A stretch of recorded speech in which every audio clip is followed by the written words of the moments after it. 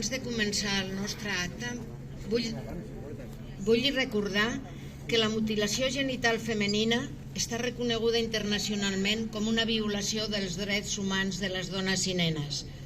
Avui, dia 6 de febrer, és el Dia Mundial de la Tolerància Zero a la mutilació genital femenina. La sessió d'avui, per denunciar les violències masclistes i els feminicidis, contem amb la Balot, companyia de teatre de Santa Coloma, que va fer la seva primera representació un 31 de desembre de l'any 1985. O sigui, són una companyia amb 38 anys d'història i de recorregut.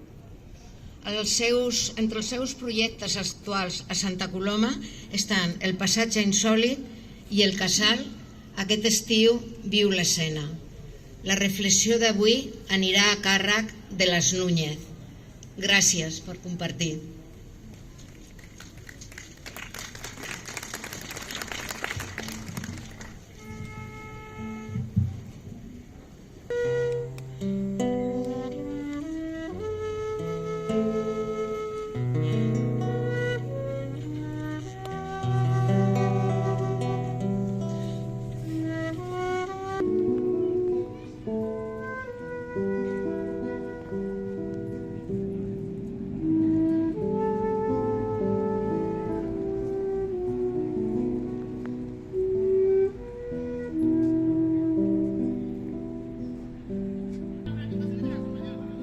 Ideas que no les pertenecen y las suyas propias sacan las puntas de los dedos entre los barrotes de muchas jaulas a las que han cerrado las puertas.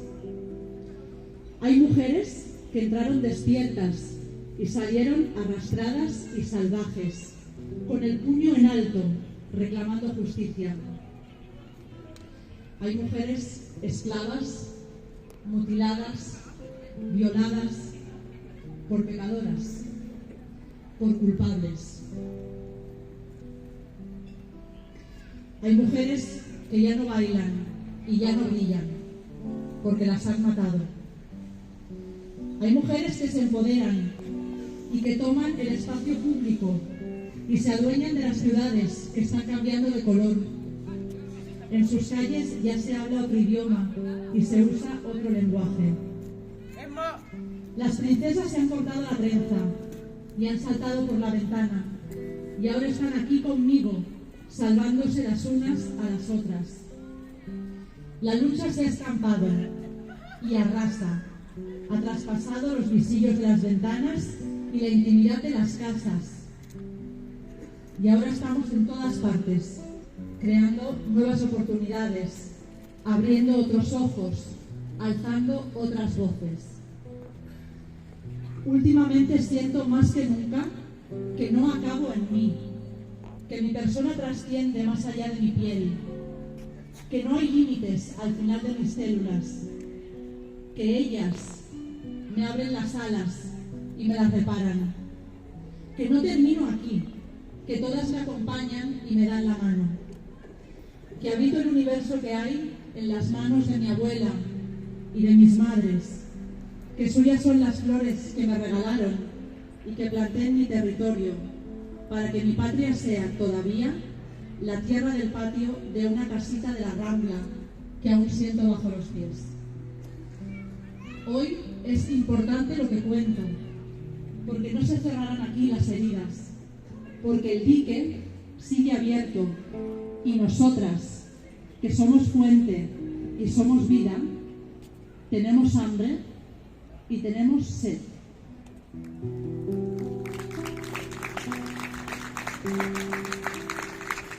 Des de la Balot, amb la complicitat de les Núñez, vinculades per raons familiars. El nom de la Balot, que ve des lluny i que neix a la nostra ciutat, amb gent de la nostra ciutat, té sinònims amb els que nosaltres, i possiblement vosaltres, ens identifiquem molt. Sinònims com revolta, alçament popular, alteració del silenci o de l'ordre establert.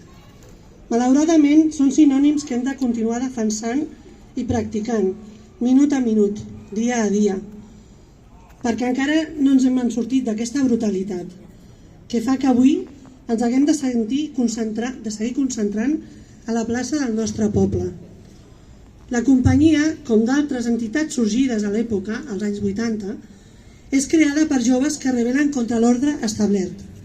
Ser artista no està ben vist, menys encara si ets una dona. Has treballat per guanyar un sou i poder anar a la universitat i resulta que quan ja tens la carrera a les teves mans, la tires a mar, agafant un camí ple d'incerteses. Perquè si vols treballar i no tens un sou fix i un bon horari, sembla que no pots viure, sobretot si ets una dona. Anar amunt i avall de bolos per tot el territori no està bé, perquè així com podràs tenir canalla i estar parella?